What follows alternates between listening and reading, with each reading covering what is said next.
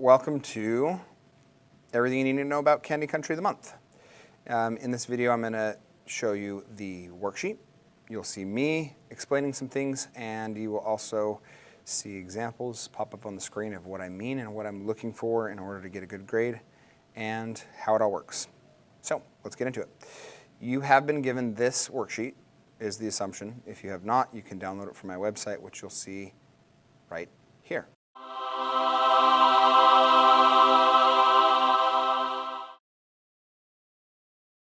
This worksheet, we're going to go over it in a little bit of detail in this video. I'm going to highlight some things. It would be wise if you're watching this video to highlight or take some notes on the paper that I gave you so that you have that copy. So, don't forget your name, class period. Easy, easy. What is the name of the country that you are researching this month? That's going to vary depending on the semester and month that you're watching this video. Currently, if you look over here, it is Japan. See? And some of the examples that I will give you, come back over here, will be Japan. A lot of the examples that I give you might not be Japan because the person who did this assignment, the month that they did it in the semester they did it in, it was Brazil. So you will see probably about 10 different countries. So the first question you need to ask yourself is, what country is it for you right now this month? And write that down right here. You could also write the due date. It's going to be due the last B day or A day of the month. The first question that I get when someone turns it in and doesn't do part of the assignments, why did I get a bad grade? And I always grab the rubric and their assignment or project and go over it and point things out. So I'm going to write some things on here right now.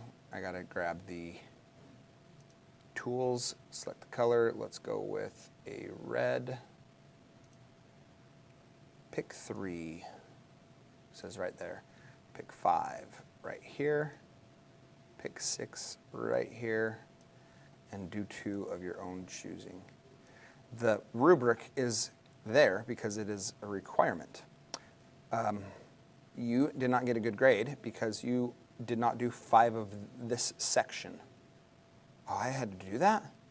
Yeah, that's why I gave you the rubric. Do 3 of these, do 5 of these, do 6 of these, and do 2 of these. If you got a bad grade, it's likely that you did not do that. Let's change colors here. Here's another thing. It says may do 2 right here.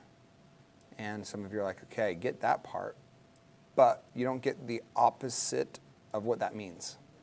You can do 2 of landmarks and sites that you would visit to count towards the 6. But you can't do that for the other examples listed in the rubric. For example, it says right here where I'm going to put a dot. Let's see.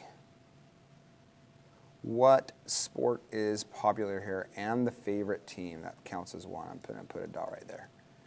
Sport is soccer. They also really love cricket, the sport. That's fantastic. I'm glad that you told me that, but it's going to count as 1. Up here in this section, what would you need to know or learn? Put a dot right here in blue. What is the national animal / flower / symbol, etc. in this country? Some people will do, oh, the national animal is the bear, and the national flower is the lily flower, and the symbol is this coat of arms shield that has a guy with a sword and a shield. Great, that counts as 1. I'm glad that you did the research, but you can do 2 of the phrases, 2 of the foods, or 2 of the landmarks, and those are the only categories that you can kind of double up on. Anything else counts as 1. So keep that in mind when you're going through the rubric and choosing what to do. I'm going to have you pretend for a second. Your job is going to be a travel agent.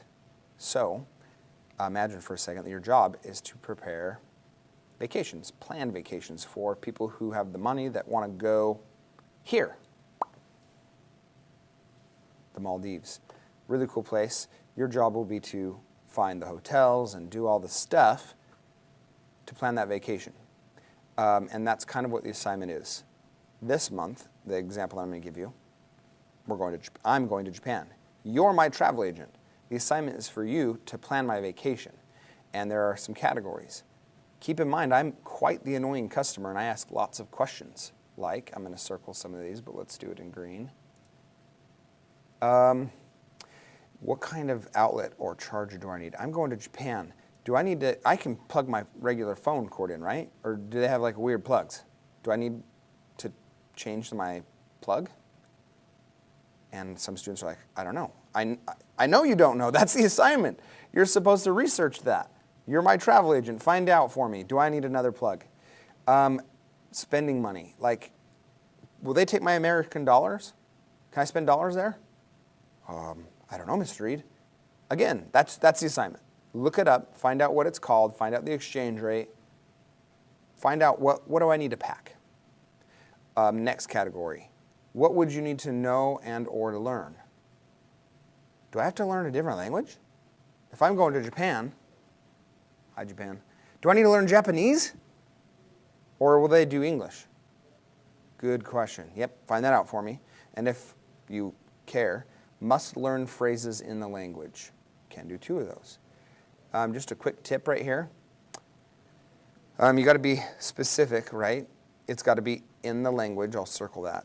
In the language. So some students say things like, you should learn how to say hello and where's the bathroom? You are right. That's your job. That's the assignment. Tell me how to say those things in Japanese or wherever we're going. Don't just tell me that you should learn how to say hello. I know. How do you say hello? That's the assignment. Be specific. And you can do 2 of those. What are some other things? Like, should I know about some laws?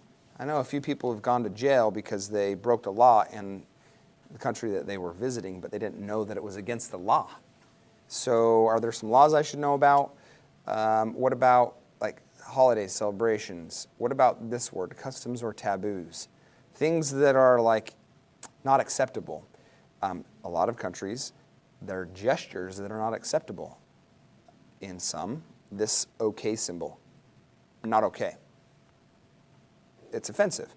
I don't want to offend people where I'm going, and your job as my travel agent is to like warn me of some of those offensive gestures or things, taking off shoes in houses or whatever. What would I do once I got here? I do not want to spend the entire time just sitting in my hotel. I'm going to ask you questions like, what landmarks? Is there a cool Buddhist temple or a bamboo forest or a cool lava hot spring monkey park? Yeah, that's right, it exists. That I should go to. Should I go to a soccer game? If I do, what team should I go visit? Who's their rival? Is there a celebrity that I might run into that's from there? Like a good example, when we did our Italy project, I found out from a lot of people that Dylan and Cole Sprouse, who played Zach and Cody, and some other things, were born in Italy. And so I might run into them because that's their birth country. Cool things. Some fun facts, your own choosing. These are the fun stuff to research. Did you know that in Germany, having a pillow in public can get you arrested because they consider it a passive weapon? So that is the rubric. I would like you to do a good job. I'd like you to get an A on the assignment. But first, let's go over what this means. I'm going to scroll down. Type a report, create a travel brochure, make a PowerPoint, or do your own thing. How are you going to do the project? Well, first let's talk about creating a travel brochure. Here are some examples, and I'm going to go through these quickly and show you a lot. Here is a travel brochure for South Korea. When I open it up, it should have all the categories of things, what to pack, what to know and learn, what to do. Those are all in there. We'll give you a few more examples. Here's one for Germany. This is the brochure on the outside. Open it up, and you got a few things, but on the back side is another category. You don't have to hand draw or handwrite a brochure. Some of us are less artistic. Let's show you a few. Here's one for Taiwan. It was just printed. Partially printed, partially handwritten. Another example, here's one for Italy, all printed using Microsoft Word. There's a brochure template in there. I don't really care how you do it. You don't even need to do a brochure. For example, let's show you some other non-brochure examples. You might be good at writing, so you write a report. Could be kind of simple. You might be into comics. This is popular. So here's a comic book about Belgium. That's really kind of fun to read.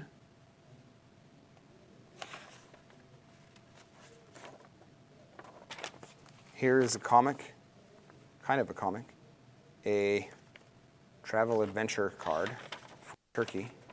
Looks like that. Okay. Maybe you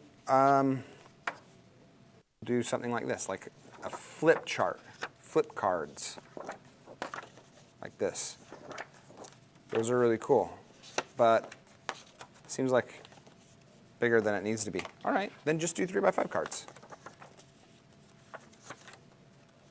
Pakistan, flag of Pakistan. What to pack? Okay, flip charts. Easy. Or you do your own thing. This is kind of a cool thing. This is a picture of a lion, a drawing of a lion, all the information inside. Why a lion? This is a project for Belgium, and the national animal of Belgium is a lion. Here's a cool, like foldable, like fold out. It's kind of fun. Maybe you do something more like this, that you can flip to get the things that you need. Or maybe, and now we're gonna back up a little bit. Maybe you have you gotta be able to see, poster, Germany, or a handwritten poster, or one that you printed and then colored,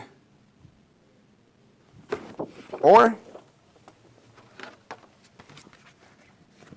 like a foldable brochure on a poster board.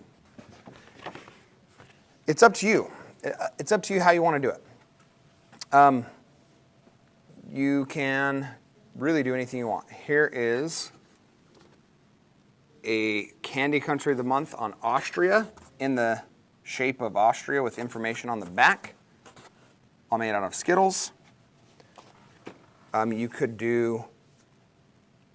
bake a cake like that. What does the cake have to do with the Candy Country of the Month for Germany? Well, if you look after I cut it open, doop, the colors mimic the colors of the flag, right? You could paint. Here's an example of someone who they did a painting. That's really cool. But they didn't do all the information. So if we look closer, 8, I got a paper that accompanied it that said, what food would I want to try there? I would want to go to a gelato place and eat gelato. And so they painted a gelato place. If you are not necessarily very artistic, you could do something like, make me a CD. This person created a music video or sang songs that were all Shawn Mendes covers. So right here, Mercy would be the lyrics of the song. Turkey are the lyrics of the cover that she did for her Candy Country of the Month on Turkey. Or Roses, and there's your lyrics for the normal song. Belgium, cover, Candy Country of the Month, lyrics. And she sent me an MP3, or if she did a music video, she sent me a video file to play. €1 is $1.16. First introduced 2002. And that's how I got the project. You can really do anything you want. How you do it is not as important as doing it. Just do the assignment and get all the requirements done and do it on time. Why do we call it Candy Country of the Month? This is kind of the last part, and this is the fun part. We're going to go over here to Japan. Candy Country of the Month, Japan. Up front, you will see a bunch of candy and or snacks from the country that we're researching. At the end of the month, I will pick a person, one per class, to win candy or snacks from the country we just researched. And at the end of the month, we do the drawing, and they get to eat candy, and we get to do it kind of in front of the class. So we'll demonstrate that by dropping that on the ground. I'm not entirely sure what this is. This is Japanese. It looks like a guy on a unicycle, and I don't really know what it is. Oh my goodness. It's like a giant Cheeto. It's hollow. Oh, that is not what I expected at all. I did not like the flavor of that initially, but the aftertaste, not bad. I might have another bite. No, see, that first flavor is terrible. Once that goes away, it's fine. It's good. Interesting. And we'll get to kind of do that. Here are some other videos of that happening. Oh my gosh. Okay, go for it. Candy Country of the Month. It's part of the class. It's something that we do every month. This month is Japan when I'm doing this actual video. Next month will be something different. The month that you are watching this video in might be, who knows? Have they ever done the United States?